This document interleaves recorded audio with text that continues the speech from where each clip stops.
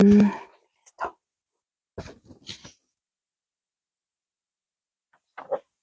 Listo, vamos a esperar que se conecten.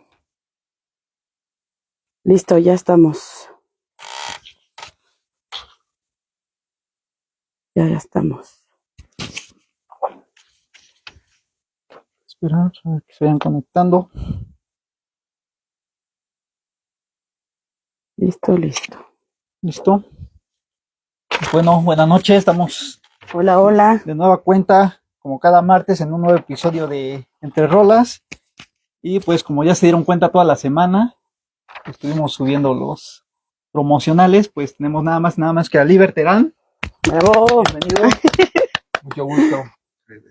Muy feliz de estar aquí desde mis estudios Redova Productions, recibiéndolos y pues listos para platicar en esta velada de martes 14, ya casi los 15 días del 2025, celebrando que ya pasamos de primera quincena, ya para hablar de lo que ustedes quieran. Vale. Perfecto. Bueno, Liber, pues vamos a empezar. ¿De dónde es Liber Terán? Bueno, Liber Terán es un músico, soy un músico, si hablamos en tercera persona, bueno, es un músico mexicano, chilango, de origen norteño, porque mis papás, bueno, no mis papás, mi papá es de Durango, migrado a Sinaloa, y mi mamá no, mi mamá es chilanga, pero también su familia materna también viene del noreste, no del noroeste, viene de la parte de Coahuila. Pero entonces tengo un origen norteño importante, pero yo soy chilango. Nací en 1973, tengo 51 años, recién cumplidos el pasado noviembre. Y bueno, soy un músico mexicano, chilango, que creció en Copilco, en el sur de la ciudad, enfrente de Ciudad Universitaria, y que desde muy chico me hice rockero. Yo fui un niño rockero desde muy chavito. Me enamoré de los discos, me enamoré del rock and roll, de la radio, también hay que decirlo así. O sea, soy un amante de la radio como tal. Y bueno, desde adolescente empecé a tocar rock con diferentes grupos. El grupo se llamaba Los Niños Santos, que fundé con Yoko Arellano, el baterista de Los de Abajo, con quien fundé después Los de Abajo, y con Luis Robles, que también fue el primer bajista de Los de Abajo.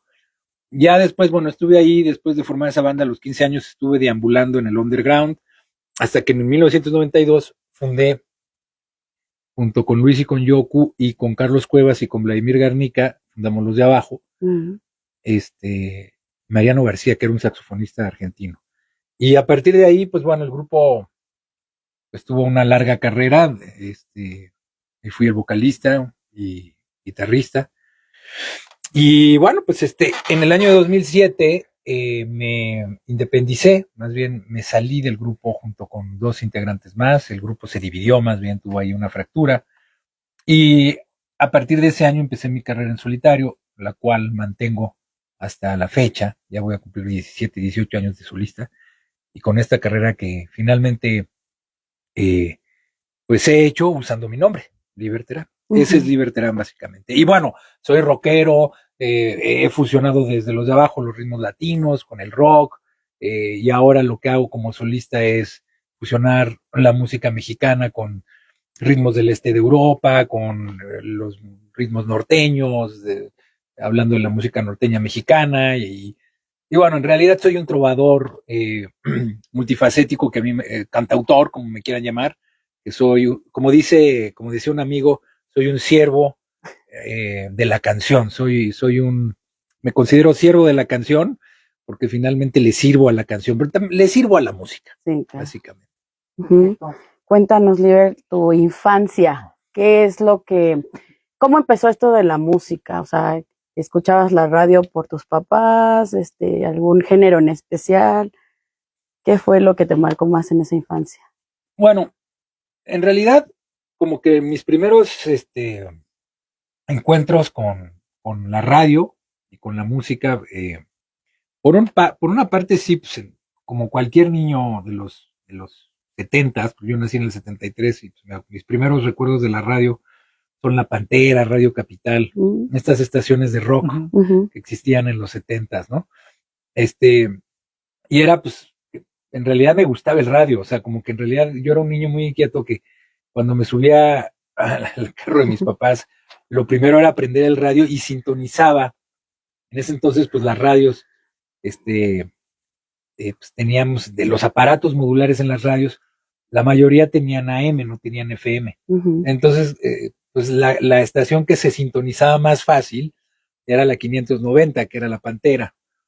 También Radio Capital creo que era 1200 y tantos. Las dos se sintonizaban, pero eran las que se sintonizaban más fáciles, pero aparte de que eran las que tenían mejor onda y recepción con la radio, pues eran las que pasaban rock. Entonces era la música que a mí me gustaba. Bueno, Radio Capital igual también pasaba pop, también La Pantera, pero ponían rock, ¿no? Entonces a mí era la música que me gustaba y entonces siempre que me subía al radio prendía arbitrariamente o no, prendía la radio y ponía la música y mis papás me dejaban. Entonces ese fue el primer contacto con la música, el radio. Ya después que descubrí las tiendas de discos, mi papá me compró, el primer disco que me compró fue el de Billy Joel, como le decimos aquí, es Billy Joel en inglés, pero un disco de 1981, 83, el disco más famoso de él que se llama Glass Houses, donde sigue siendo rock and roll para mí, su hit más famoso, ¿no? Sí, Rock and Roll to Me. Y me lo compré, y me lo compró en la Gandhi, en la librería Gandhi. Nosotros vivíamos enfrente de CEU, entonces, pues una vez que no sé por qué llegué a la Gandhi con él, a lo mejor él iba a comprar algunos libros, pero me fui luego al estante de los discos, me compró el de Billy Joel. Y ya después me compró discos de los Beatles, me compró discos de Kiss, me compró discos de Queen, de los Rolling Stones, pero eran puros discos de rock los que me compraban, ¿no? Entonces, como que tuve la suerte de tener papás universitarios, trabajaron toda su vida en la UNAM, que de alguna otra manera les gustaba comprarme discos, ¿no? Y aunque ellos no eran unos melómanos, aunque ellos finalmente no eran unos expertos así de la música y todo, porque mis papás crecieron, bueno, más bien venían de un ambiente del activismo político dentro de la UNAM, participaron en el movimiento del 68, luego en el del 71, y luego en el movimiento sindical en la UNAM, fueron parte del Partido Comunista Mexicano dentro de la UNAM, en fin, entonces mi papá andaba más en la grilla, por así decirlo, y también en el asunto académico, y mi mamá pues sí también andaba en eso, y en la academia. Entonces, de alguna otra manera, ellos no eran artistas, o sea, les quiero explicar que ellos no eran, yo no vengo de una familia de músicos, ¿no? Entonces, de alguna otra manera, sus gustos musicales, mi papá, como buen norteño, pues a él le gustaban más las rancheras, ¿no? Desde José Alfredo hasta los Cadetes de Linares, los Tigres del Norte, la Banda del Recodo, ¿no? Todo ese tipo de tradición norteña le gustaba a él. Y también, pues por la época, tenían ahí discos que de repente en los festivales de oposición que organizaba el Partido Comunista en la UNAM, pues ahí en la UNAM y en la Ciudad de México. Más que en la UNAM eran los partidos que de los festivales de música en la Ciudad de México, donde venían artistas sudamericanos del movimiento del nuevo folclore latinoamericano, como Citarrosa, y bueno, más artistas. No sé si llegó a tocar ahí Silvio y Pablo, y algunos otros trovadores, ¿no? Pero tocaban los folcloristas, tocaba toda esta gente, Amparo Ochoa, Oscar Chávez, que estaban metidos en el ambiente de la nueva canción latinoamericana, que estaba muy ligada a los movimientos de izquierda, de la izquierda independiente en México, ¿no? Entonces, ¿a qué voy con esto? Que había muchos discos que eran del nuevo folclore en mi casa, ¿no? Entonces había discos de Citarrosa, de Víctor Jara, de Silvio Rodríguez, bla, bla, bla. Esos discos no los escuchaba, yo no los ponía, ¿no? Querías algo movido. Exacto. No, pero de repente también, en los viajes, mi papá se llevaba algunos cassettes que él grababa, cassettes vírgenes que él grababa, de otros discos que le pasaban, y entonces me acuerdo que de mis primeras, la primera música de protesta del nuevo folclore latinoamericano, de la nueva trova cubana, por decirlo de otra manera, pues fue la antología de Silvio Rodríguez, que fue una recopilación que sacaron de sus canciones más famosas. Y entonces, esa también fue como mi entrada a la música de protesta, ¿no? Escuchar a Silvio Rodríguez. Y Y bueno, entonces con esto les quiero decir que por un lado escuchaba mucho rock, que escuchaba en La Pantera y en Radio Capital, y que luego iba y me compraba los discos, y por otro lado escuchaba este tipo de música de protesta latinoamericana. Ese era mi background. Literalmente pedías de los Reyes discos, ¿no? Pues, En Navidad, sí, sí. de juguetes, discos. No, también, pero en realidad sí, la onda de ir a los discos era que aparte los discos en ese entonces eran muy baratos. O sea, Sí. a menos de que compraras un disco importado, Ujú. ¿no? Pero luego los discos que uno se encontraba en la tienda de la UNAM o en Aurrera, que en ese entonces se llamaba Aurrera, o en las tiendas departamentales, por Ajá. así decirlo, pues eran discos baratos, porque eran los discos mexicanos, los discos que distribuían las disqueras mexicanas y que ponían para que todo el público pudiera comprarlos, ¿no? Ujú. Obviamente había muchos discos especializados o de música más de culto, no tan popular, pues, que no llegaban a esas tiendas, ¿no? Ujú. Pero pues esos discos yo no me compraba, o sea, yo me compraba los discos populares, ¿no? Sí, más comercial. Exacto. Entonces, luego hubo otro incidente que una disquera mexicana, que se llamaba Orfeón, que tenía un programa en los 60 que se llamaba Orfeón Agogó, de televisión, que además en los 60 transmitían a grupos, pues de la época del rock mexicano, en español, pero que esta época previa a Vándaro, ¿no? Ujú. Y previa a la onda chicana, donde pues se sacó hasta los Hooligans, los Teen Tops, los Locos del Ritmo, todos El estos, rock. todo el rock que viene de los 50, Sí. Ajá. pero que también tuvo los Belmonts, que también tuvo Ujú. los Abson Boys, que también tuvo su lugar en los 60. Entonces reeditaron, me acuerdo que ahí en los principios de los 80, esta disquera Orfeón hizo un lanzamiento como pues de estos grupos, ¿no? Hizo un lanzamiento de una recopilación de todos estos grupos, y entonces mis papás se lo compraron y llegaron a la casa con este disco, ¿no? Entonces, mis papás no fueron a Vándaro. Cuando se hizo a Vándaro, mis papás acaban de estar el 10 de junio en el Halconazo, Ujú. y mis papás, como eran más activistas, pues no le entraron ni a Javier Batis, ni a Three Souls in My Mind, ni a Peace and Love, ni a Los Tinta Dub Dubs. Blanca. No, mis papás no le entraron a todo ese rollo, ¿no? Ujú. Tengo amigos que sí, sus Ujú. papás eran hipitecas, pero mis papás no fueron hipitecas, fueron activistas políticos. Entonces, estos discos del rock mexicano no me llegaron. Yo los conocí ya más adolescente, Después. ya después. Mm. O sea, a mí me llegó el rock mexicano de esta etapa previa, ¿no? Y que eran básicamente covers, pero cantados en español. Sí.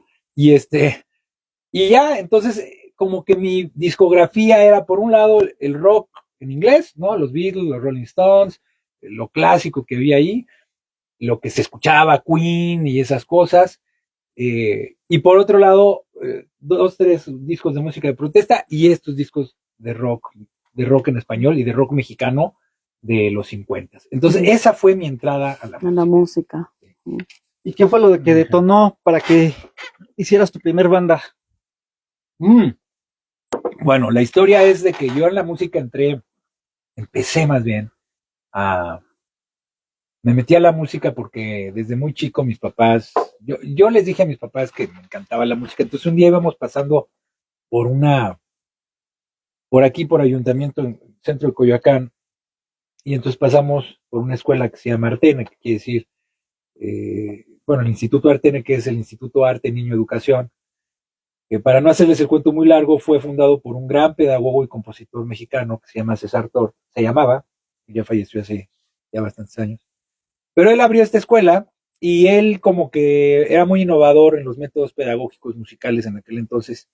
Y acababa de abrir la escuela, la escuela tenía unos 3 años de haberse abierto. Entonces mis papás me dijeron, mira, una escuela de música. Y entonces, ¿quieres ir? Y yo les dije, sí. Mm. Entonces me metieron.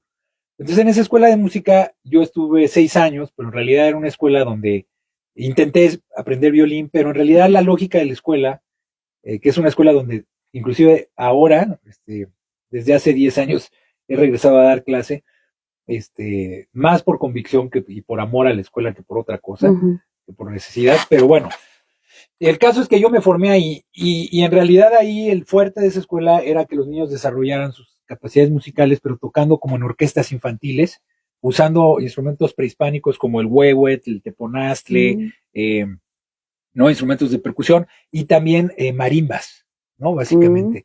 Entonces, y que cantaran, digamos, eran como orquestas de percusiones de niños tocando estos instrumentos.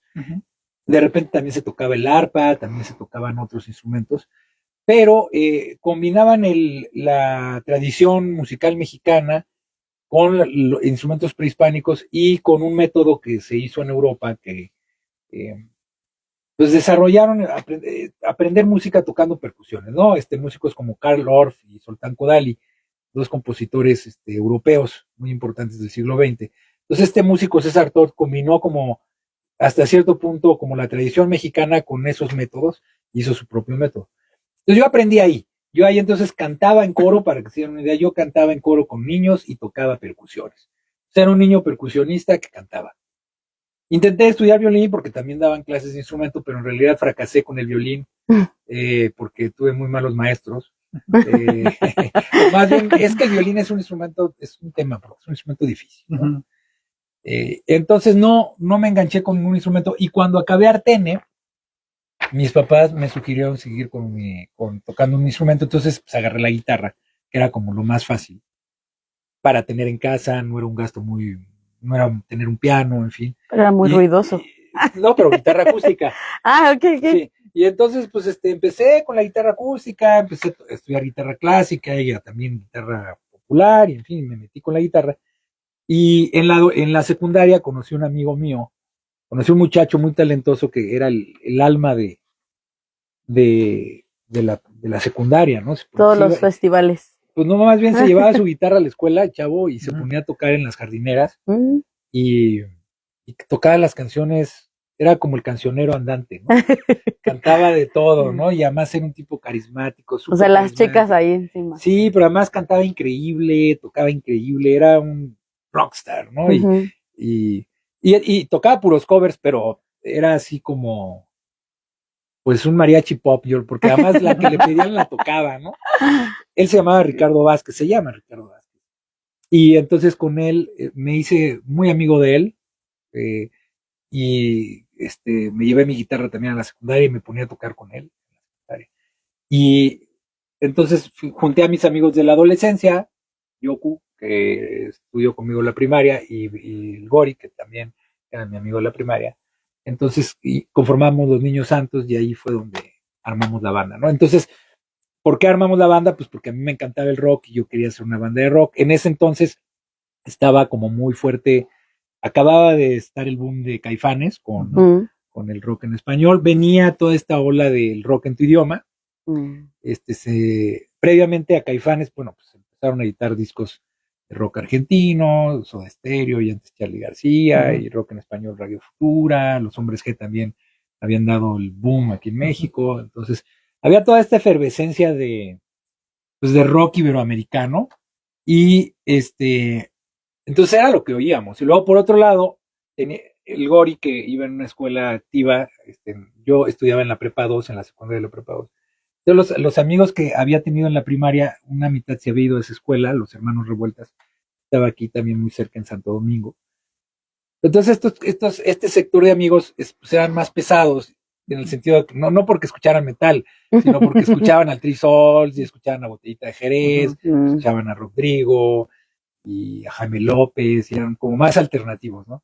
Y los cuates, y Ricardo, pues sí era más, pues un chavo menos, no conocía toda esa música, pero tocaba como lo que le pidieran. Entonces como que nos juntamos a tocar un poco, no nos juntamos a tocar covers, más bien nos juntamos a tocar las rolas que Ricardo y yo componíamos. Porque se nos daba mucho escribir canciones juntos y también cada quien, ¿no? Entonces, yo había sido un niño prodigio que desde chico estudió flauta, violín y tocaba con su hermana dúo y era un chavito muy, muy virtuoso. Y quería tocar el saxofón, pero le robaron el saxofón. Sí, nos contó. Ya lo entrevistaron. Sí. Entonces, bueno, su papá le compró la batería y entonces empezamos a tocar, ya él como baterista, el Gori en el bajo, yo en la guitarra y Ricardo en la otra guitarra. Entonces ya surgimos como los Niños Santos. Entonces, pues fue una banda rockera que además sonábamos, sonábamos como una banda indie de ahora, porque por un lado no teníamos efectos cuando tocábamos las guitarras y por otro lado, entonces sonábamos como, sí, como una banda pues muy, muy indie, medio punk de los 70s, ¿no? Que en esa época pues no existía este concepto de indie, pero así sonábamos. Y por otro lado, pues con letras pues muy ingenuas, de chavitos de 15 años, pero luego yo oigo las canciones y las veo ahí y son canciones como que tenían una frescura muy, muy interesante, porque era música pues, de adolescentes, pero con una garra, con una energía bien particular. Entonces, pero no estábamos en el radar de lo que estaba pasando, porque lo que estaba pasando era Caifanes, Neón, empezaba a surgir Maldita Vecindad, ya tenía tiempo Maldita, Café Tacuba también ya tenía tiempo, pero era como lo más alternativo, todavía no eran fenómenos musicales tan famosos, o sea, había dado el boom Caifanes, pero Maldita todavía no lo daba, ¿no? Estaba Santa Sabina, que era una banda así súper alternativa también. Entonces nosotros éramos fans de todo eso, y finalmente, pues así surgió la banda, tocamos en el Look, abriéndole primero a Santa Sabina y luego al Tri, tocamos también varios festivales organizados por el CEU, y por los, pues lo que quedaba del, digamos, lo que era el CEU, todavía estaba muy cercano el movimiento del CEU, porque esto fue en 89, entonces aunque el CEU surgió en el 86, 87, pues todavía nos tocó esa colita del CEU. Y entonces tocamos en varios masivos, uno en el Monumento a la Revolución, conmemorando el 10 de junio, acaba de ser la matanza de los estudiantes en China en la Plaza Tiananmen. Entonces ahí le abrimos a Masacre 68, a Tóxico, a Santa Sabina y otro grupo que se llamaba Café de Nadie. Ese fue nuestro primer masivo. Tocamos como 4 canciones, ¿no? Y después, en algunos otros festivales, aquí en Coyoacán, unos festivales del PRD, en el Festival del Sol, donde terminó tocando Café Tacuba y Maldita Vecindad. Y de ahí salimos a abrirle a Santa Sabina en el Look. Y luego le abrimos al Tri también en el Look. Y luego nos deshicimos, pues porque también éramos muy adolescentes. Y entonces, en la adolescencia, pues es típico que, ¿Qué estábamos hablando? ¿De qué edades más o menos? Pues 15, 16 años, sí, el grupo a los 16, 17 tronó. Entonces, pues bueno, obviamente, pues fue demasiada efervescencia, a mí me dolió mucho el trueno de esa banda. Yoko armó una banda con Ricardo que se llamaba Defecio, que eran como King Crimson, tocaban así progresivo, y yo intenté armar una banda con el Gori y con Vladimir, que luego fue el guitarrista de Los de Abajo, se llamó La Oscura Parte de Epifanía, pero nunca debutamos, porque siempre nos quedamos tocando nunca salimos a tocar, nunca tuvimos una tocada, yo me desesperé y la banda tronó.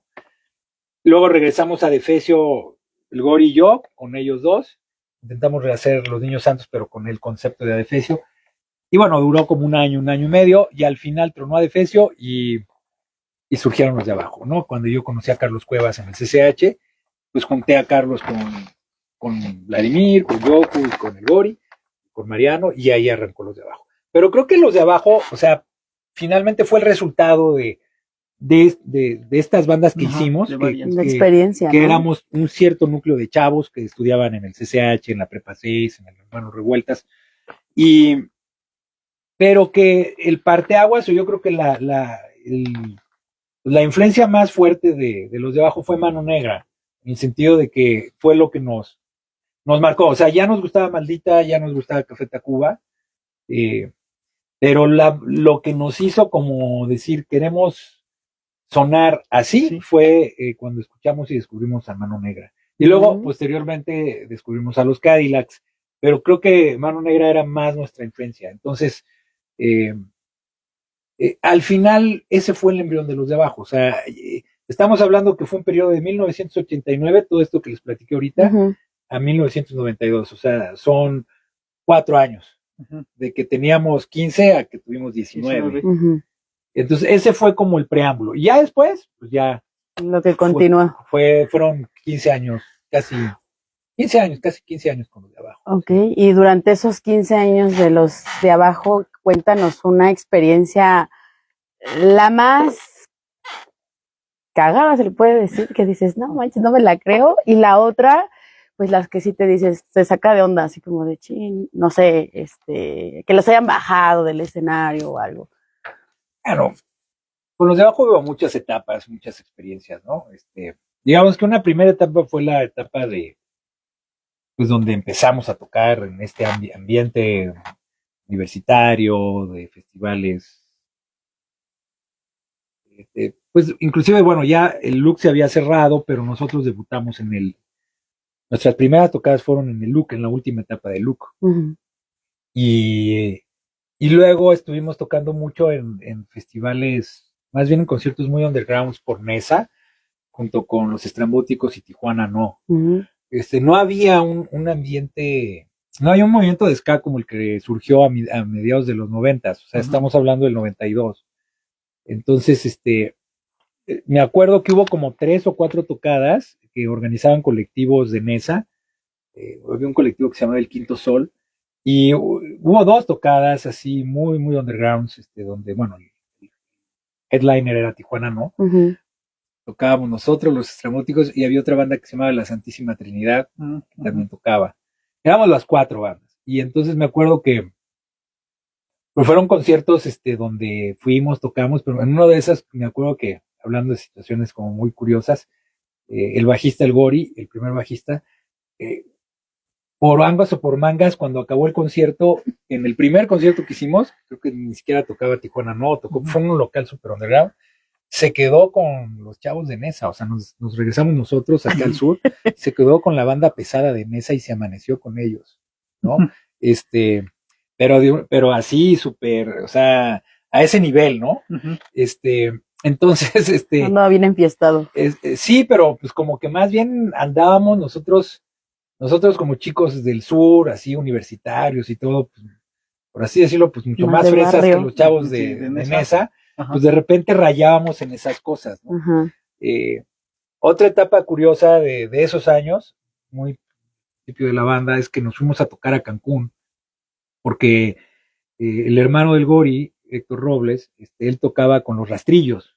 Él desde la época de los Niños Santos, muchos años, en la etapa de los Niños Santos, alternamos con los Rastrillos cuando iniciaron los Rastrillos. Y también, no tocábamos reggae nosotros, pero pues nosotros abríamos los conciertos, ¿no? Entonces, en esa etapa todavía no sé si él todavía tocaba en los Rastrillos, creo que todavía, pero los Rastrillos y muchas bandas de reggae tenían esta onda de irse a huesear, como le decimos, al Caribe, ¿no? Entonces se iban a Cozumel, se iban a Playa del Carmen, a todos estos lugares. Y entonces traían la onda de, pues nos vamos allá, nos la pasamos súper bien en la playa, nos ganamos una lana. Nos divertimos. Y nos divertimos y nos vamos, ¿no? Entonces nosotros acabamos de formar los de abajo y creo que nuestro primer gran error, o sea, donde reprobamos el examen, fue que quisimos hacer lo mismo y entonces nos fuimos a Cancún con un amigo que teníamos que se había ido a vivir allá a trabajar, ¿no? Pero a trabajar así en los hoteles y más bien como a buscar empleo, y vivía en este mundo del turismo, ¿no? En Cancún. Entonces cuando llegamos, pues nos fuimos y montamos unas 3, 4 canciones. Pues esto fue a los meses de que debutamos en el LUC, ¿no? Entonces no había necesidad de irse a Cancún. Pues fuimos y montamos algunos covers de Bob Marley y otros de Radio Futura. Y ya pensábamos que con eso íbamos a agarrar chamba, ¿no? Y entonces fue el primer gran fracaso del grupo, porque cuando llegamos, pues no agarramos nada, ¿no? Tuvimos como 2 audiciones en algunos antros, pues lugares más bien así turísticos, y pues nunca nos quedamos. Entonces duramos ahí como un mes y medio y terminamos regresando como pudimos. Luego, pero bien divertidos, ¿no? No, sí, en una de las veces, me acuerdo que en una de las veces que tocamos ahí en el Uptown, en la zona, así le llamaban, ¿no? En la zona hotelera, creo que Soda Stereo tocaba en uno de los antros así más caros que había, y nosotros tocábamos o hicimos una audición en uno que estaba arriba del lugar donde estaba tocando Soda Stereo. Entonces abajo estaba tocando Soda Stereo con los boletos más caros de todo Cancún, y arriba estábamos tocando nosotros en el antro de arriba gratis, ¿no? Esa misma noche. Entonces, Pero bueno, al final el colmo fue que como Cancún en aquel entonces era un lugar de libre comercio, donde pues más bien era como, no sé si sigue siendo igual, pero más bien si salías con productos mexicanos o comprados o con instrumentos, por así decirlo más puntualmente, aquí en México tenías que irte con las facturas porque era como si salieras de la aduana. Y entonces para regresar tenía pues era un problema. Entonces a muchos de nosotros no nos llevamos nuestras facturas y entonces cuando nos regresamos fue todo un caos. Entonces, pues bueno, son las primeras etapas, las primeras anécdotas, ¿no? Del grupo. Nomás que ¿Qué se siente haber realizado uno de los discos de ska más representativos, más reconocidos, como fue el Latin Ska Force? Bueno, Latin Ska Force fue, cuando lo hicimos no estábamos como conscientes de lo que iba a significar. Sí, y la historia de ese disco, pues bueno, obviamente está como enmarcada por una situación que también nos llevó a ser como una banda privilegiada, ¿no? Porque pues, el grupo en 1996, 97 firmó con Rock Bob, que fue este sello discográfico de David Byrne, el cantante y guitarrista de los Talking Heads, que bueno, abrió su sello discográfico dedicado al world music y a la música alternativa latina y del mundo. Había firmado a King Changó, había firmado a Los Amigos Invisibles, y entonces, después de que nosotros, ya para 1996, 95, después de esta época zapatista, donde estuvimos en todos los festivales zapatistas, habíamos estado ya tocando las puertas para editar nuestro primer disco, y todos los sellos y subsellos que había en los sellos grandes y los subsellos más independientes, pues no habían entendido nuestra propuesta musical.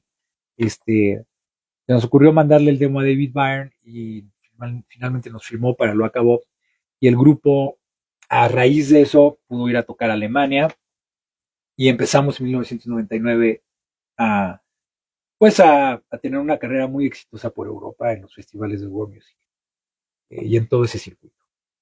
Entonces eso hizo que el grupo tuviera prácticamente una transformación y que en realidad de ser unos músicos pues más undergrounds aquí en el ambiente zapatista y en el ambiente del ska mexicano, que ya empezaba a ser un ambiente importante, con bandas del oriente de la ciudad como Panteón, La Matatena, La Tremenda Corte, Salón Victoria, Sector, todos esos grupos ya existían. Nosotros de alguna otra manera nunca nos consideramos una banda de ska, ni siquiera cuando tocábamos con Estrambóticos, no. Al final, generacionalmente surgen estas bandas que a nosotros nos empiezan a ver como una influencia importante, como un referente, pero aquí en México nos rebasó esa generación del ska en esos años también, o sea, como que el grupo empezó a estar marginado porque nos metemos a hacer el disco, pero cuando empezamos a hacer el disco aquí independiente, antes de que nos firmara David, y Lo Acabó, surge esta escena de ska en los 90 y entonces abre el Foro Alicia, curiosamente también en esos años, y entonces de repente nos invitan a tocar al Foro Alicia y nos abre Panteón y creo que La Tremenda Corte, nos abren, pero resulta que en la tocada pues llegan puros chavitos escaseros a escucharlos a ellos y no a nosotros. Entonces nos damos cuenta que generacionalmente ya para esos años nos habían rebasado. Y eso empezó a ocurrir en todos los conciertos y entonces nosotros empezamos a estar bastante marginados en ese ambiente del ska, donde todos estos grupos nos admiraban, pero la gente no nos ubicaba, y aparte nosotros musicalmente no tocábamos mucho ska, estábamos muy clavados con la fusión latina de la salsa, el merengue, el hip hop y otras cosas, más los ritmos latinos, la cumbia y todo eso. Y teníamos destellos de ska, pero no éramos no tocábamos lo que ellos tocaban. Entonces, a pesar de que ellos nos veían como una influencia. Entonces, cuando David David Byrne nos firma y logramos saltar a Europa, de alguna otra manera fue como una manera también de liberarnos de todo esto y empezar a triunfar en Europa tocando lo que realmente siempre habíamos querido tocar. Pero por otro lado, aquí el ska estaba muy fuerte. Entonces, por eso les cuento esto, porque entonces editamos los 2 primeros discos con Lo Acabó, el disco del Diablito, que así le decimos nosotros, y el Cybertropic Chilango Power, producido por Macaco, y que fueron discos que nos hicieron triunfar en el extranjero. Pero aquí en México seguía muy fuerte este asunto del ska y entonces estos discos no tenían, no eran, tenían una distribución difícil porque entraban por importación muy caros, eran discos de culto, la gente no nos ubicaba mucho con esos discos, entonces era muy difícil tener una carrera aquí en México aun cuando estábamos con Lo Acabó. Entonces, Latin Ska Force fue como la respuesta a eso, ¿no? Entonces dijimos, bueno, vamos a hacer un disco más enfocado al ska, pero que no sean, o sea, que sean nuestras canciones con fusión latina como la que hemos hecho, pero más orientado al ska. Y en un principio el disco no iba a ser editado por Lo Acabó, más bien a Lo Acabó no le interesaba sacar un disco de esas características. Y entonces nosotros pensábamos que como teníamos un contrato con Lo Acabó por más discos, más de no sé de cuánto el contrato, si era de 3 o 4 discos, pero legalmente no podíamos sacar un disco si ellos no estaban de acuerdo. Entonces convenimos hacer un disco como de un alter ego del grupo, y ese alter ego, pues se nos ocurrió el nombre de Latin Ska Force, porque una vez íbamos en un pecero y vimos una insignia que decía Sex Paquita Force, pues una insignia del chofer, y entonces nos ocurrió decir, ok, en vez de Sex Paquita, pues Latin Ska, claro, suena bien, y así le ponemos a la banda y salimos y sacamos así el disco. Y para entonces también había sacado, habíamos conocido un homenaje a un músico catalán, se llama, bueno, el rey de la rumba, Peret, que fue una leyenda en la música de la rumba catalana, pues en los 60s y en los 70s. Entonces, en ese entonces, cuando empezamos a girar por Europa y conocimos a Macaco, nos enseñaron un disco de bandas españolas y francesas que le habían hecho un homenaje a Peret, que se llamaba Peret, el rey de la rumba. Entonces, el disco consistía en que eran puras canciones de Peret, cantadas a dúo, con las bandas que participaban, inclusive el Gran Silencio participó en esa banda, en ese grupo, en ese disco, perdón, cantando a dúo con Peret, pero participaba Paranoia, Jarabe de Palo, Macaco, varias bandas, una banda que estaba muy de moda en ese entonces, española, que se llamaba Estopa, ¿no? Entonces, varias bandas, pero a dúo con Peret, y cantaban canciones de Peret. Entonces, cuando conocimos ese disco, dijimos, bueno, ¿por qué no hacemos algo como el tributo a Peret, pero que se llame Latin Ska Force, y que más bien invitemos, en vez de que yo, Liber, cante las canciones de los de abajo, que invitemos a amigos de otras bandas a que las canten. Y entonces así, pues nos zafamos de que es un disco de los de abajo, hacemos un disco de colaboraciones. En ese entonces tampoco sabíamos que la fórmula de las colaboraciones iba a ser tan potente. Fue como más una cuestión, así como, pues como decir, bueno, tenemos esta situación, vamos a resolverla de esta manera y a ver qué pasa. Muy espontánea, ¿sabes?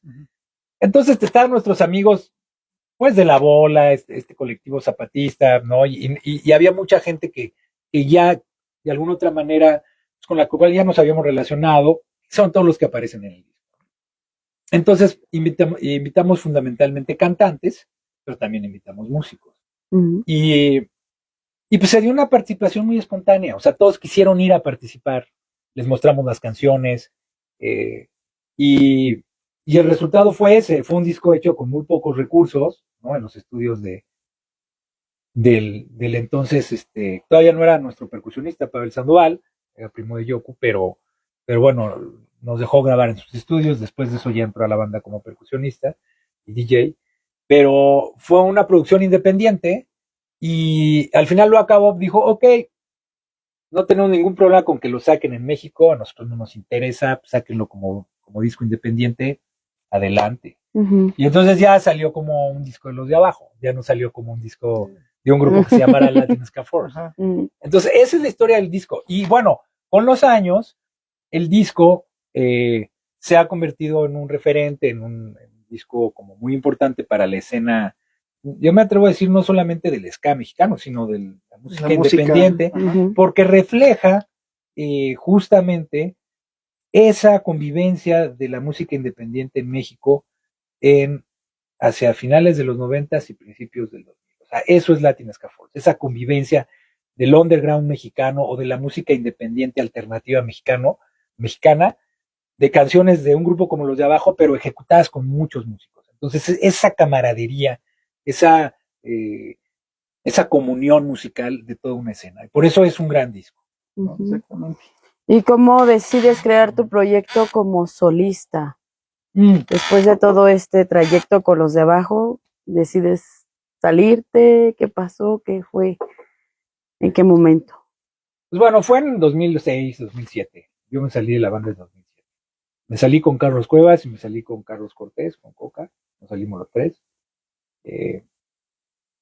Pues fue o sea, la distancia, por un lado, sucedió porque el grupo entró en una crisis, de la cual ya se ha hablado mucho, una crisis que eh, pues, propia nada más de los de abajo. Pues es una crisis que puede existir en cualquier banda, ¿no? Ujú. Y que de hecho pasa en muchas bandas, en muchos grupos Sí. y en muchos artistas. Yo le llamo que es la crisis de la sobreexposición, y que sucede cuando un grupo tiene un periodo de trabajo muy intenso durante muchos años y no para, eh, llegan a tener se sobreexpone todo y entonces explota. Ujú. Esto nos ocurrió a todos, no nada más me ocurrió a mí, o sea, el grupo entró en esta dinámica de sobreexposición. Eh, Tuvimos mucho éxito, un éxito que lo veo a la distancia y creo que pues, fue único en su momento, ¿no? Ujú. No puedo decir que que somos el grupo más, que hemos sido el grupo más exitoso en el extranjero, pero sí puedo decir que en ese momento histórico de 1999 a 2007 sí lo fuimos. Ujú. No hubo otro grupo que hiciera lo que nosotros. ¿No? Los premios de la BBC, tocar en todos los países que tocamos, en los festivales que tocamos, el impacto que tuvo la banda en el mercado, sobre todo del world music, pero en general en todo ese ambiente internacional fue único. Entonces, paradójicamente no ganamos pues mucho dinero, más bien no ganamos dinero, como, o sea, que pudiera ser equivalente al éxito que tuvo la banda. Y también paradójicamente el grupo entró en esta crisis estando en el clima. Ujú. Entonces, pues cuando sucedió todo esto y teníamos el mejor momento de nuestra carrera, el grupo ya estaba cansado de girar, ya estaba cansado de estar tocando, y el grupo necesitaba un descanso.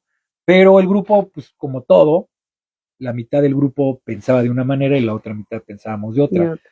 Y básicamente también, pues es lo que sucede en muchos colectivos, que de repente empieza a haber diferencias tanto en lo musical como en la manera de llevar la carrera artística.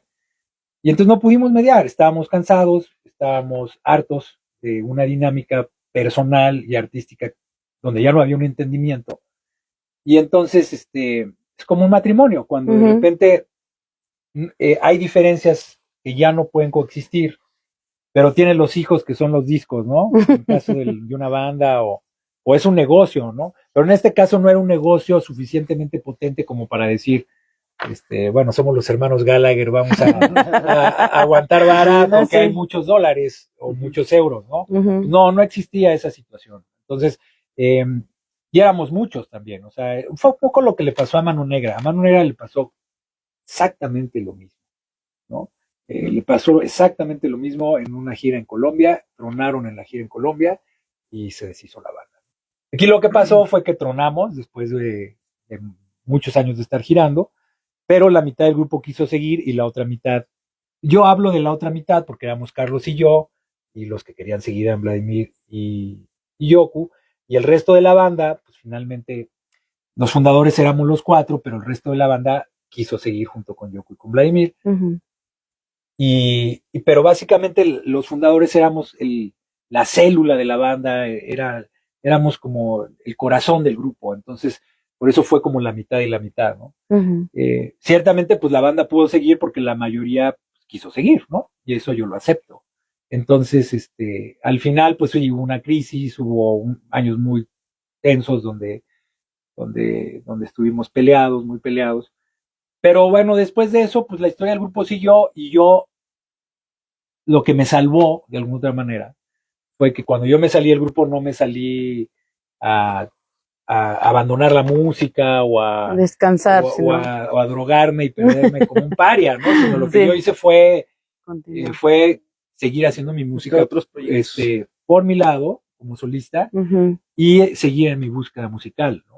ujú. Entonces, bueno, creo que eso fue lo que me salvó. Me salvó en el sentido de que fue lo que me hizo aguantar el impacto de salirme de los de abajo.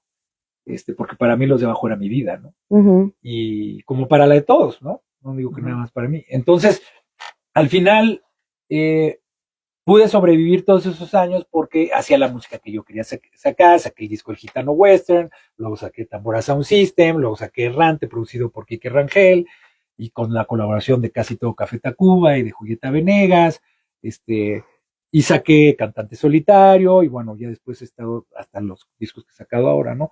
Y me metí a fusionar la música norteña con la música balcánica y la música del este de Europa, desde mi perspectiva, desde mi fusión, y entonces adquirí un sello como muy propio, guste o no, y finalmente eso me hizo sobrevivir como artista, ¿no? Ciertamente, eh, pues a la fecha, yo creo que ni lo que quedó del grupo ni yo como solista hemos logrado el éxito que tuvimos juntos en esa versión de Los de Abajo. O sea, Los de Abajo después, pues lo tengo que decir cómo fue, pues se fueron desintegrando y bueno, después hicimos un reencuentro hace 5 años con la mitad de la banda y todo esto, pero ninguno de los integrantes de la banda que conformábamos el grupo en aquel entonces logramos el éxito que tuvimos y el impacto que tuvimos juntos. de 1999 a 2007. O sea, eso es cierto, y está ahí. Y bueno, pues es un proceso que hay que asumir, es un proceso que hay que aceptar, ¿no? Y ya, pero pues finalmente así es, o sea, la vida así es, ¿no? Las cosas empiezan y se acaban. Y ya, pero entonces yo creo que al final a la distancia, yo, por un lado digo, sí, sí me arrepiento de que haya sido así la historia, pero también si lo ves en perspectiva, pues la verdad hay veces que en la vida las cosas pasan porque no pueden pasar de otra manera. Ujú. Y yo actualmente, pues bueno, de alguna otra manera me he intentado, y lo he hecho, reconciliar con todos los que éramos la banda. Lo más Creo sano. que hasta cierto punto lo he logrado, Ujú. me llevo bien con todos. Intenté el reencuentro con los de abajo hace 6 años, con Yoku y con la mitad de la banda, con Coca, con Damián. Hubo una gira interesante, ahí duré 2 años tratando de refundar los de abajo. Yo quería refundar la banda original, pero no se logró, porque la otra mitad no quiso. Y, y ya después de eso, bueno, Yoko ha seguido tocando, dando el nombre del grupo, reformando el grupo, haciendo ese proyecto con el grupo. Yo lo respeto mucho, eh, pero pues mi lugar está en mi proyecto solista y de alguna otra manera también parte de esa, pues de estar procesando por los años todos estos procesos, pues me ha hecho ver pues que bueno, que lo importante es la música de los de abajo, la música que hicimos, que yo hice con ellos, y lo importante es la música que hago ahora y lo importante es la música. Entonces, si la música se sigue oyendo, pues adelante, ¿no? Sí. Mientras uno tenga vida y salud, pues adelante. Pero uno tiene que hacer lo que uno quiere hacer. Que se sienta a gusto, ¿no? Yo tengo una duda, quiero sacarme esa duda y siempre he querido preguntar. De tu primer disco, Sí. hiciste la canción Después de las 10. De las 10, exacto. Que es la que, bueno, en lo personal, tiene algo peculiar. ¿Dónde o en qué te inspiraste sobre de esa canción? No sé, alguna experiencia o algo que te contaron. Es algo peculiar, ¿no? Esa canción. Bueno, a mí en lo personal me ha marcado durante todos esos años. Bueno, pues mira, Después de las 10 fue de las primeras canciones que hice pensando en mi proyecto solista. Qué bueno que haces esta pregunta. La, la compuse justamente en 2003. No es cierto, más, en 2001.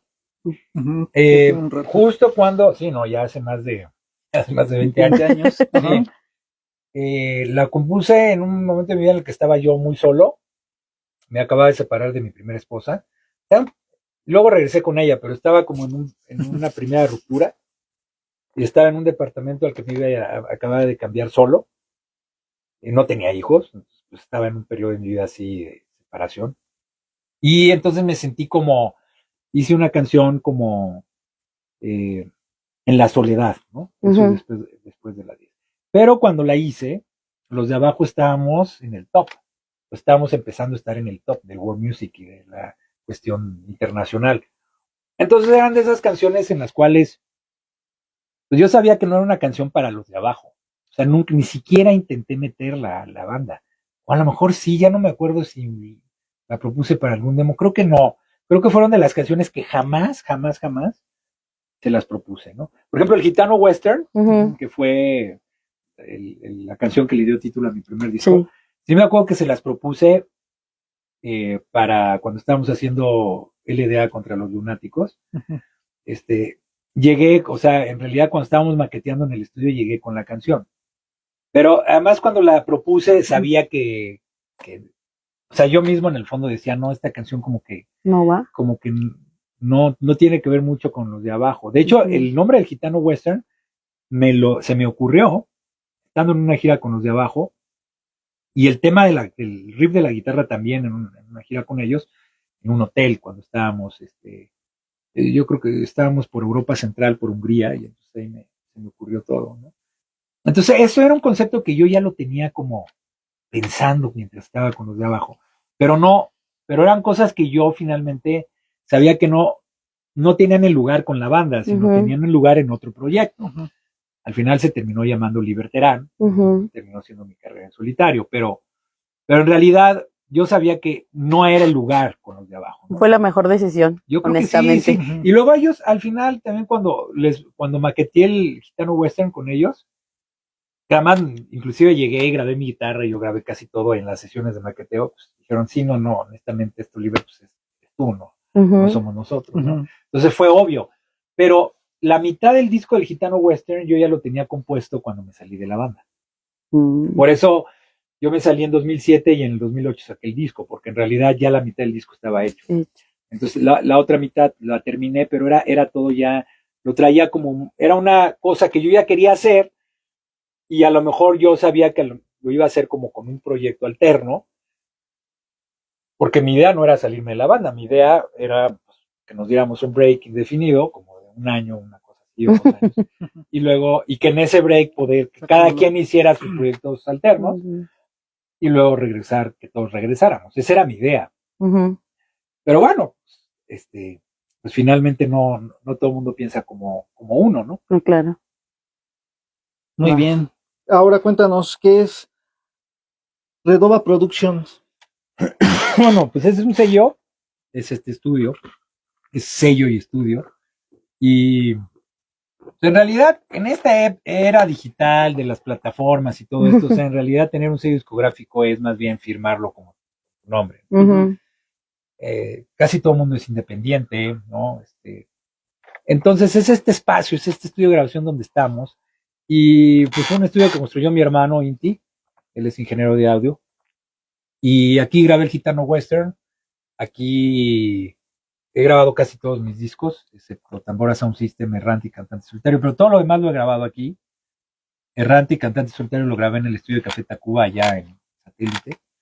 Y, pero aquí también he producido muchas bandas, muchos artistas y de la escena independiente.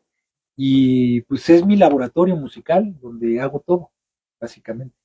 Entonces, es mi sello discográfico porque todo lo saco con ese sello, porque todo el mundo saca ahora sus cosas de Ujú. manera independiente, ya lo dije hace rato. Entonces, pues eso es mi independencia, ¿no? Ujú. Básicamente. ¿Qué proyectos tienes en puerta este 2025? Pues bueno, primero, la primera tocada es la próxima semana, los invito, es el 25 de enero Gracias. en el Foro del Tejedor, ¿Mm? ahí en la Roma, voy a tocar con los Gitanos Errantes. Los Gitanos Errantes son mi banda que lleva conmigo tocando más de 10 años.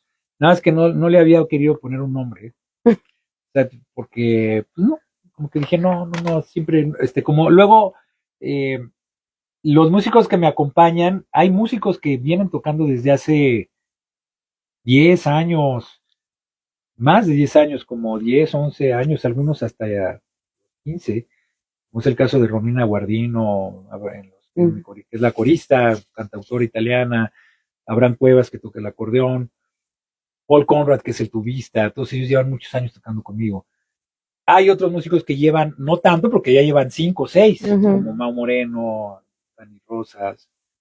Y hay otros que son un poco más nuevos, como Jonathan Lewis, que es un violinista increíble que toca el violín, y el bouzouki, la mandolina griega, y Virginia Rusciomani, que es una pianista griega. Entonces ahorita la banda que traigo, la mitad son extranjeros y la mitad son mexicanos, pero además son extranjeros que viven aquí en México. Entonces se me hizo buena idea ponerle los gitanos errantes, porque la mitad son extranjeros que son como gitanos que vinieron a vivir a México porque se enamoraron de mexicanos y mexicanas y se enamoraron de México y se quedaron aquí, ¿no? Son 4, Romina, Virginia, Paul y Jonathan, una italiana, otra griega, otro gringo y otro canadiense, ¿no? Ya casados aquí con Y ya todos mexicanos. están casados aquí, sí. Con Y ya mexicanos. divorciados. Bueno, Romina se terminó divorciando, pero Romina ya se quedó, ¿no? Ajá. Ujú. Entonces, de repente regresa a Sicilia, pero pues, ya su base es México. Entonces, y un poco el juego del gitano western con Errante, que también es otro disco que tengo, y es este juego como de la música, del viajero, del juglar, ¿no? Que es un poco lo que hago con la música. Entonces, dije, sí, no es de que vaya a armar una banda que se llame Los Gitanos Errantes, ¿no? Porque Ujú. finalmente es un proyecto solista, Ujú. y pues más bien sigue siendo Liberterán, pero es como decir, ok, Liberterán y Los Gitanos Errantes, por lo pronto en este año. Ujú. No sé si al rato me canse de Los Gitanos Errantes y vuelva a hacer otra cosa o deje de estar con Los Gitanos Errantes, pero ahorita este año voy a estar tocando con Los Gitanos Con Errantes, ellos. que además ya han venido tocando desde hace 10 años conmigo, Ujú. entonces simplemente es darle su lugar y voy a seguir sacando canciones de un disco en vivo que lo he sacado por sencillos porque en esta inercia digital creo que es lo que más me funciona, pero es un disco que de los últimos 2 años, de varias tocadas he tenido en los últimos 2 años, que lo estoy sacando de poquito a poquito, pero yo creo que este año voy a terminar de sacarlo. Ya saqué 4 sencillos del disco, voy a sacar uno ahora en febrero, marzo, un último sencillo, y ya después yo creo que voy a sacar todo el disco. Ujú. Y que estoy también preparando algunas canciones inéditas de estudio. La última canción de estudio que saqué fue al final, que fue una canción que venía en el Latin Ska Force, Ujú. pero por una extraña razón dejó de estar y aparte es una canción que le gusta mucho a la gente, porque además era la única canción que yo cantaba como voz, Sí, Ujú. ¿no? exacto. Y entonces, pues era una canción que estaba ahí, era como un eslabón perdido de Latin Ska Force. Entonces el año pasado, justamente hace un año, en febrero de 2024, en enero de 2024 la saqué con la colaboración de Leiden. Y ahí está Ya. la canción como sencillo. Pero ese fue la última canción de estudio que saqué. Yo es una reversión de una canción, los de abajo, pero tiene tiene un concepto bastante bueno. Ahí graba conmigo Charlie Cuevas, el acordeón. Pero este año sí voy a sacar música nueva, de nuevas canciones. Entonces viene Ok. música Si no nueva. me equivoco, dijiste que dabas clases Doy en clases una particulares escuela. aquí Aquí, en este para estudio que los ven. que, Sí, para los que estén interesados. aquí doy clases. Y bueno, en Artene, en mi alma mater, doy un par de clases, porque me gusta luego también darles clases a los niños, convivir con ellos. Pero no tengo luego mucho tiempo, me absorbe el trabajo aquí en el estudio. Ujú. Estoy terminando mi tesis de etnomusicología, que yo estudié cuando hice los de abajo. En el 92 entré a estudiar a la Escuela Nacional de Música en aquel entonces, Ujú. que ahora se llama la Facultad de Música, y entré a estudiar la carrera de etnomusicología, que es una carrera de investigación musical. En realidad, en esa carrera uno puede estudiar cualquier fenómeno musical en el mundo y en cualquier contexto. Ujú. Entonces, hace 30 años, en 1995, empecé una tesis sobre la banda en Sinaloa, porque mi papá es pues, Del norte. es de ahí, Ujú. justamente era de Durango, pero emigraron a Sinaloa, y entonces, por una cuestión familiar, desde 1995 empecé una tesis sobre la banda sinaloense, que dejé inconclusa justamente porque empecé mi carrera con los de abajo y porque despunté con los de abajo. Ujú. Curiosamente, fui retomando la carrera desde el 2000, más o menos regresé, terminé los créditos, bla, bla, pero nunca fui pasante, pero nunca me titulé y dejé la tesis inconclusa. Entonces, ahora hace 2 años, después de que me divorcié de mi ex de mi segunda esposa con la que tuve mis hijos, con la que estuve todo este periodo de solista y este periodo en el que ya me quedé aquí en México y en los estudios. Ujú. Dije, bueno, no, pues ya tengo que acabar mi carrera, ¿no? O sea, ya lo que sigue es acabar esa tesis. Ujú. Y en realidad, a mis 51 años, pues acabar una tesis, pues a lo mejor no tendría mucho sentido, si lo ves, ¿no? Dices, bueno, ya, esta es la mitad de tu vida, un poco más. Pero la verdad sí lo tiene porque, por un lado, me gusta mucho el tema. La banda sinaloense, la banda sinaloense como tal la plasmé en el disco de Tambora Sound System, que además lo hice con músicos de Sinaloa y es mi búsqueda y mi fusión entre la música sinaloense y la música balcánica y la música electrónica. Pero más bien en esta etapa de los 50 años, como que también me gusta ver la música como un fenómeno, donde yo no sea necesariamente el protagonista, o sea, donde yo no sea el centro, donde yo no sea el cantante, donde yo no sea el compositor, sino donde yo sea un espectador y donde yo sea un investigador que pueda de repente ver un fenómeno musical y plasmarlo y estudiarlo y verlo y describirlo. Entonces, que claro, eso es lo que hace un etnomusicólogo, ¿sabes? Y es una carrera académica de investigación y todo. Entonces, obviamente es concluir esa parte y es también aceptar que yo tengo una parte etnomusicológica, una parte más académica, que no es a la que me dedico fundamentalmente, ¿no? Lo que más me gusta es hacer canciones y tocar en vivo, pero sí, la otra parte pues la dejé inconclusa y la quiero terminar. Es una satisfacción también personal. Personal, ¿no? Ajá, personal y yo creo que también profesional, ¿no? Pero al final de cuentas, pues lo que te alimenta, es decir, acabé. Digo, nunca es demasiado tarde para terminar las cosas. No, y también es una aportación. Y actualizarse también, ¿no? Porque... No, pero además es una aportación al conocimiento, porque finalmente esa tesis habla justamente del proceso en el cual la banda sinaloense, de ser un género instrumental sin voz, se convirtió en un género con voz. Y la tesis habla de todo eso. No es el único proceso, estudio, ¿no?, de ese proceso. Y entonces es una aportación porque es una visión y un estudio que yo estoy haciendo como un músico, viendo un fenómeno musical de un género popular muy importante en México, como es la banda sinaloense, y que ha sido también precursor de géneros muy actuales como el corrido tumbado. No se podría explicar el corrido tumbado sin la banda sinaloense.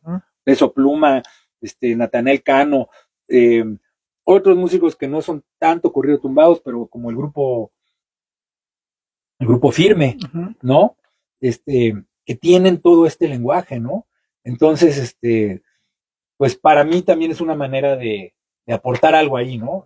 Bueno, quien quiera leer la tesis que la lea, ¿no? Ahí va a estar. Ahí va a estar. Y también, y claro, y también es cerrar ese ciclo, ¿no? Entonces, bueno, cierro ese ciclo. Y bueno, pues ya lo que venga, yo creo que voy a seguir haciendo lo que sé hacer, que es, pues, hacer canciones, hacer discos, seguir haciendo música. La vida todavía es muy larga y pues seguirá, claro, ¿no? Ya iré anunciando qué más viene aquí en el 2005, en el 2025, pero por lo pronto nuevos sencillos, más tocadas y varias sorpresas. Okay. Muy bien. ¿Con quién te gustaría colaborar que no lo hayas hecho? Salud. Ay, gracias. Pues, bueno, con muchos músicos, pero mira, hay desde músicos así internacionales, no sé, tener una colaboración finalmente con Manu Chao. Me encantaría. Que van a regresar, ¿no? Van a venir a México. Ahí andan aventando sus... Sí, me gustaría hacer algo con él, porque además lo conozco bien de la época de Los de Abajo, le abrimos varios conciertos. Creo que estamos en etapas parecidas. Digo, el Manu es un músico mucho más mayor, tendrá ya sus 62 años. Sí, más o menos. Sí. Y ahora sé que anda tocando como en lugares más pequeños, tocando música acústica, lo he seguido, lo admiro mucho. Él es uno con los que me gustaría hacer cosas. Damon Albarn también me gusta mucho. Es un poco más joven que Manu, pero es un músico que admiro muchísimo. A mí me gustaría hacer cosas. Y aunque es gente un poco inalcanzable, de alguna otra manera, ¿no? Está como en el extranjero y todo esto. Bueno, finalmente, pues todos somos músicos en esta época globalizada y si hay conexión musical, pues se pueden hacer cosas. Y de músicos mexicanos, también me gustaría hacer cosas con gente joven, ¿sabes? Igual hacer algo con Natanael Cano estaría padre. O sea, hablando del corrido tumbado, como hacer algo con algún músico de corrido tumbado, con Peso Pluma, digo que es muy fácil, me imagino que está inalcanzable ahora, ¿no? Pero no necesariamente ellos, pero con músicos como de corrido tumbado, de ese tipo, o inclusive con músicos desconocidos, ¿sabes? No tiene que ser gente conocida, sino músicos desconocidos pero que tengan ese nuevo lenguaje, también me gustaría, porque yo también creo que la música, y más viéndolo con este enfoque etnomusicológico, va más allá de la fama, va más allá del dinero, siempre ha ido más allá. O sea, la música es algo que vive y muere y se recicla, más que muere, se recicla, por esta necesidad como del ser humano de estar existiendo. Entonces, más allá de las vistas, de las reproducciones, de la fama, del dinero, de los conciertos masivos, lo que hay que hacer es música que a uno le guste, ¿no? No, y apoyar a toda la banda que también tiene talento, ¿no? Porque hay mucha gente que lo tiene, no, nada más, no tiene la oportunidad, ¿no? De sobresalir o que les abran las puertas tan fácil. Al final de cuentas, pues bueno, Peso Pluma y todos estos, pues ya están, no creo que sean inalcanzables, pero sí están en un top en este momento, en la época de la música tumbado, porque pues he escuchado a muchos niñitos, incluso a niños hasta de la primaria, ¿no? Cantando esas rolas y todo. Y está bien el que también se salga nuevos proyectos, nueva gente fresca, ¿no? Con nuevas ideas. También, por ejemplo, no mencioné, pero Pedro Piedra es un cantautor chileno. Me gusta muchísimo, es amigo mío. Lo conocí ahora cantando en este festival que hicieron el año pasado que se tituló México le canta a Chile. También me encantaría escribir algo con él, ¿no? Entonces también con gente latinoamericana, de Sudamérica. Muy bien, pues ya para finalizar esta charla contigo, Liber, tus redes para que te sigan. Pues estoy como Liber Terán Oficial en Facebook, en TikTok, en YouTube, mi canal de YouTube, y en Instagram. En X, estoy como Liber Terán nada más. Tengo una website que es liberterán.com. Y ahí me pueden seguir la pista, ahí voy a estar presentando cosas. Vuelvo a hacer el anuncio, voy a estar el próximo 25 de enero, el sábado 25 de enero a las 8:30 en el Foro del Tejedor con mis gitanos errantes o con los gitanos errantes. Ahí mismo es la entrada, el boleto. Sí. Okay. Sí, está en todas mis redes sociales ahí se están vendiendo los boletos ya digitalmente en mis redes sociales, en los links. Voy a hacer un acústico previo el próximo martes en otra parte en el péndulo de la zona rosa, que es parte de las librerías del péndulo, porque el Tejedor es parte del péndulo, pero va a ser como un concierto promocional previo al otro concierto. Okay. Ya voy a ir tocando solo con mi guitarra, voy a tocar como 3 canciones y ya íbamos a hacer como promociones y cosas así para las ventas del concierto.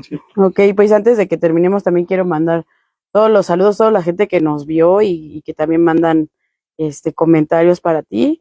Marcelino Vázquez, saludos desde la bella Morelia. Feliz años.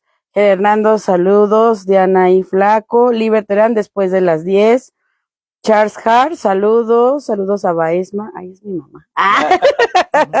Saludos, ma. Alberto Truzán, Charles Hart, Latin Scan Force Gran Disco. Miguel Ángel Rodríguez, saludos. Ramón Mesa.